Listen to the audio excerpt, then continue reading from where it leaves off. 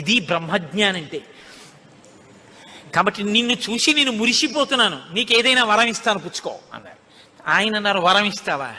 మళ్ళీ ఇదో మోహం, వరం ఇవ్వడం శాపం ఇవ్వడం ఏమిటి ద్వంద్వాలు? నాకేం అక్కర్లేదు, నీకేమైనా కావాలా నేను ఇస్తానన్నారు. అంటే పరమశివుడు అన్నాడు, ఈ మాట నీతో అనిపించడం కోసమే ఇంతసేపు నించున్నాడు. నీలాంటి కొడుకు కావాలి, నువ్వు నాకు కొడుకు అవుతావా అన్నారు.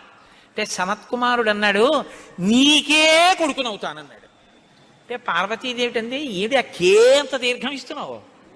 నీకే కొడుకునవుతానంటా ఏమిటి? నీకే కొడుకునంటే నాకు కొడుకువే అంది. అదొక్కటి అడక్కమ్మా అన్నాడు.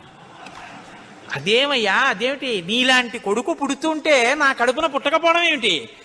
అమ్మా, ఎంత పార్వతీదేవివైనా తల్లి, నేను ఒక కడుపున పుట్టడం అంటే అమ్మా, తల కింద పెట్టి కాళ్ళు పైకి పెట్టి 9 నెలలు అమ్మ కడుపు